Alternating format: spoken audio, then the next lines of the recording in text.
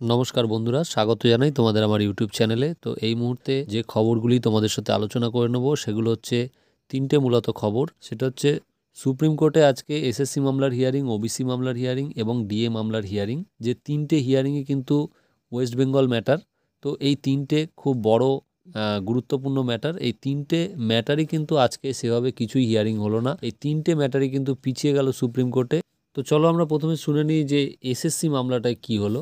SSC মামলাটায় আদালত যখন আজকে শুরু হলো সেই সময় প্রথমেই প্রধান বিচারপতি বললেন যে তাহলে কি আমরা প্রথম থেকে আবার মামলাটির হিয়ারিং শুরু করব। কারণ হচ্ছে আজকে নতুন একজন বিচারপতি ছিলেন, কেভি বিশ্বনাথন রয়েছেন। তো তিনি তো আগের দিন ছিলেন না, আগের দিন জাস্টিস সঞ্জয় কুমার ছিলেন। তো সেই জায়গায় দাঁড়িয়ে যদি আজকে হিয়ারিং করতে হয় তাহলে আগের দিনের হিয়ারিংটাই আবার নতুন করে করতে হবে। তো সেখানে দুটো অপশন আছে, এক হচ্ছে হয় রিহিয়ারিং করা হোক, আর তা না হলে নেক্সট একটা ডেট হিয়ারিংয়ের জন্য ফিক্স করা যাক।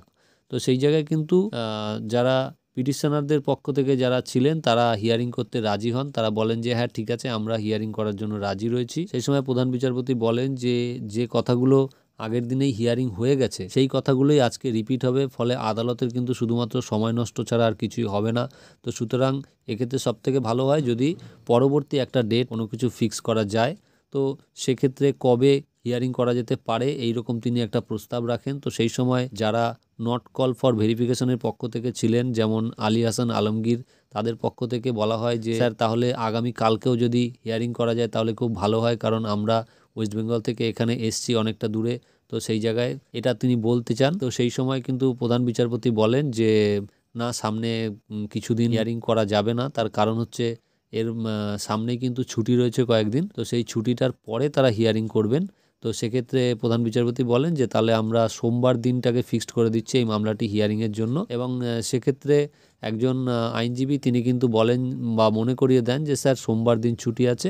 এর ফলে বিচারপতি বলেন যে ঠিক আছে, তাহলে আমরা মঙ্গলবার দিন ফিক্সড করে দিচ্ছি। অর্থাৎ আগামী জানুয়ারির 15 তারিখে এই মামলাটি ফিক্সড হলো, অর্থাৎ প্রায় সপ্তাহখানেকের মতো পিছিয়ে গেল মামলাটি। এবং বিচারপতি তিনি বললেন যে যারা এর আগের দিনই বলেছে 19 তারিখে, তাদের মোটামুটি সব পক্ষের বক্তব্যই আমাদের শোনা হয়েছে। তো এক্ষেত্রে নতুন কারোর যদি কিছু বলার থাকে সেটা তারা লিখিতভাবে হলফনামা দিয়ে জানাতে পারে। এবং সিবিআইকেও বললেন যে আজকের মধ্যেই তাদের রিপোর্টটা জমা দিতে। রিপোর্টটা বলতে যে রিপোর্টটার কথা পিটিশনারদের পক্ষ থেকেও বলা হয়েছে যে সিবিআই একটা পরিষ্কার একটা স্ট্যাটিক রিপোর্ট যেটা তারা দিক, যাতে এটা মানে মোটামুটি পরিষ্কার হয়ে যায় যে এতগুলো দুর্নীতি রয়েছে। তো সেরকম একটা রিপোর্ট সিবিআইকে আজকের মধ্যেই দিতে বলেছে আদালত। এবং তার মধ্যে বলেছে যে আগামী 15 তারিখে হিয়ারিংয়ের আগে যেসব পক্ষরা তাদের বক্তব্যগুলো জানাতে চায়, যে বক্তব্যগুলো তারা এখনও বলেনি, এইরকম বক্তব্যগুলো তারা 15 তারিখের মধ্যে লিখিতভাবে আদালতে জমা দিই। ফলে আগামী 15 তারিখ দুপুর 2:30 নাগাদ এই মামলাটির কিন্তু পরবর্তী হিয়ারিং হতে চলেছে। এরপরে দ্বিতীয় মামলাটির প্রসঙ্গে আসবো। দ্বিতীয় মামলাটি হচ্ছে ওবিসি সার্টিফিকেট বাতিল মামলা। তোমরা সকলেই জানো এই মামলাটি 7 নম্বর সিরিয়ালে ছিল এবং এটি 2 নম্বর কোর্টে বিচারপতি বি.আর. গাভাই এবং বিচারপতি আগস্টিন জর্জ স্যারের বেঞ্চে আগের দিন এই মামলাটির হিয়ারিং হয়েছিল। কিন্তু আজকেও যে কজ লিস্ট প্রকাশিত হয়েছে এই মামলাটির ক্ষেত্রে, তো 2 নম্বর কোর্টে সেই কজ লিস্টে দেখা যাচ্ছে যে আজকে কিন্তু সারাদিন ধরেই এই 2 নম্বর কোর্টে বসবেন হচ্ছে জাস্টিস বি.আর. গাভাই এবং জাস্টিস কেভি বিশ্বনাথন। তো এই কেভি বিশ্বনাথন স্যার, যিনি কিনা 1 নম্বর কোর্টেও আজকে কজ লিস্টে আমরা দেখেছি যে তার থাকার কথা এবং তিনি ছিলেনও, এবং তারপরে 1 নম্বর কোর্টে এসএসসি মামলাটির হিয়ারিংয়ের পরে তিনি কিন্তু আবার 2 নম্বর কোর্টে চলে আসেন এবং সেখানে তিনি সারাদিন ধরে হিয়ারিংয়ে থাকেন। তো সেখানে 2 নম্বর কোর্টে যখন 7 নম্বর সিরিয়ালটি আসে তখন কিন্তু জাস্টিস বি.আর. গাভাই এবং জাস্টিস কেভি বিশ্বনাথন তারা এই প্রসঙ্গটি তুলে তারা বলেন যে যেহেতু আগে এই মামলাটি জাস্টিস আগস্টিন জর্জ সাহেব শুনেছেন এবং আজকে জাস্টিস কেভি বিশ্বনাথন স্যার এসছেন, তো বিষয়টা হচ্ছে যে আজকে যদি কেভি বিশ্বনাথন স্যার এই বিষয়টি আবার পুনরায় শোনেন তাহলে কিন্তু আবার সেই সুপ্রিম কোর্টের সময় নষ্টের বিষয়টা সামনে চলে আসছে। তো সেক্ষেত্রে কি করা যায়? তো সেক্ষেত্রে এই মামলাটি যেহেতু বিস্তারিত হিয়ারিংয়েরও প্রয়োজন রয়েছে, তো সেক্ষেত্রে আগামী 2 দিন এই মামলাটি হিয়ারিং করার প্রয়োজন রয়েছে। তো সেক্ষেত্রে 26 তারিখের পরে হিয়ারিং ডেট ফিক্সড করার একটা আলোচনা হয় সুপ্রিম কোর্টে এবং আগামী 28 ও 29 জানুয়ারি এই ওবিসি সার্টিফিকেট বাতিল মামলাটির মেগা হিয়ারিং হওয়ার কথা রয়েছে সুপ্রিম কোর্টে। তো সেই মর্মেই তারা আজকে মতামত দেন। তো মামলাটি জানুয়ারি 28 এবং 29 তারিখ অবধি পিছিয়ে যায়, অর্থাৎ প্রায় মাসখানেক মামলাটি পিছিয়ে যায়। এরপরে আমরা জেনে নেব যে ডিএ মামলায় আজকে কি হলো। তোমরা জানো যে ডিএ মামলা কিন্তু বহু প্রতীক্ষিত এবং বহু গুরুত্বপূর্ণ একটা মামলা পশ্চিমবঙ্গের ক্ষেত্রে। তো এই মামলাটি আজকে 45 নাম্বার সিরিয়ালে ছিল। তো এই মামলাটি আজকে সুপ্রিম কোর্টের বিচারপতি ঋষিকেশ রায়ের বেঞ্চে ছিল 45 নম্বর সিরিয়ালে। তো এই মামলাটি কিন্তু আজকে লাস্ট যে হিয়ারিং হয়েছে সেখানে যেহেতু মামলাটির বিস্তারিত হিয়ারিংয়ের প্রয়োজন রয়েছে, তো সেখানে হিয়ারিং যখন শুরু হয়েছে সেই সময়টাই কিন্তু প্রায় 3:45। তো সেই সময় হিয়ারিংয়ের জন্য আর বেশি একটু সময় বেঁচে ছিল না। তো একটা সময় হিয়ারিংয়ের শুরুর দিকেই রেসপন্ডেন্টদের পক্ষে করুণানন্দী ম্যাডাম তিনি বলেন যে স্যার আমরা 6টি জাজমেন্ট আমাদের পক্ষে এসেছে, এর আগেই আমরা 6টি জায়গাতে জিতে এসেছি এই ম্যাটারটিতে। তো বিচারপতি ঋষিকেশ রায় তখন বলেন যে হ্যাঁ ঠিক আছে, আপনারা আশা রাখুন, আশা রাখা অবশ্যই ভালো। তো এরপরে রেসপন্ডেন্টদের পক্ষ থেকে করুণানন্দী ম্যাম তিনি 2টো পয়েন্ট আলোচনা করতে চান এবং তিনি বলেন যে স্যার আজকে তো বেশি সময় নেই, কিন্তু আমরা 2টো পয়েন্ট আলোচনা করব।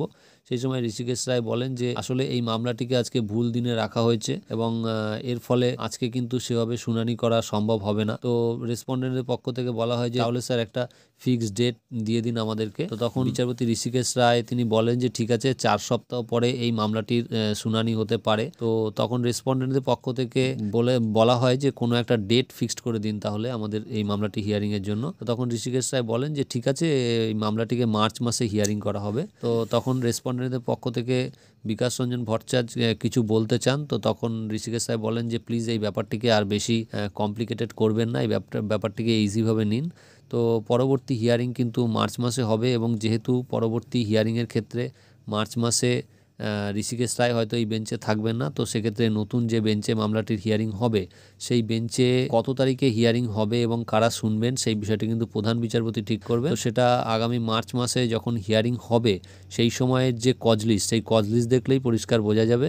তো আপাতভাবে একটা ডেট মামলার ডিটেলসের মধ্যে দেওয়া হয়েছে, সেটা হচ্ছে 25/3/2025, অর্থাৎ মার্চ মাসের 25 তারিখ, কিন্তু সেটা কিন্তু কনফার্ম নয়, সেটা ফাইনাল কজ লিস্ট প্রকাশিত হলেই বোঝা যাবে। তো মোটামুটি এই মামলাটিও প্রায় 3 মাস মামলাটি পিছিয়ে গেল। তো বন্ধুরা এবার আমরা শুনে নেব যে এই যে এসএসসি মামলাটি পিছিয়ে গেল এই সংক্রান্ত বিষয়ে যারা এই এসএসসি সংক্রান্ত বিষয়ে জড়িত রয়েছেন সেই সমস্ত চাকরি প্রার্থীদের বক্তব্য।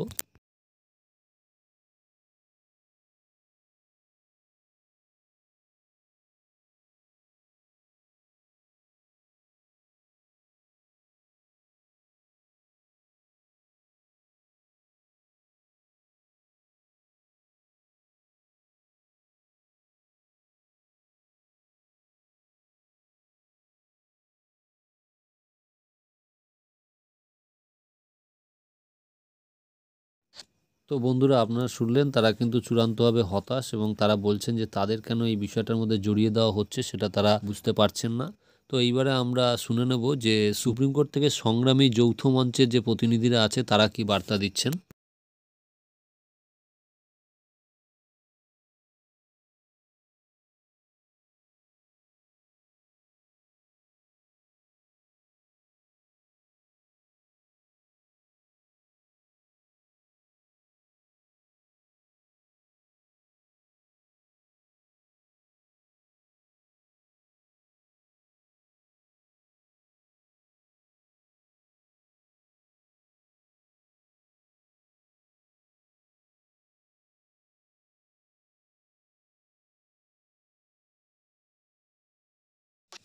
এরপরে আমরা শুনে নেব আলী হাসান আলমগীর, যিনি নট কল ফর ভেরিফিকেশন ক্যান্ডিডেটদের পক্ষ থেকে ছিলেন, তিনি কি বলছেন।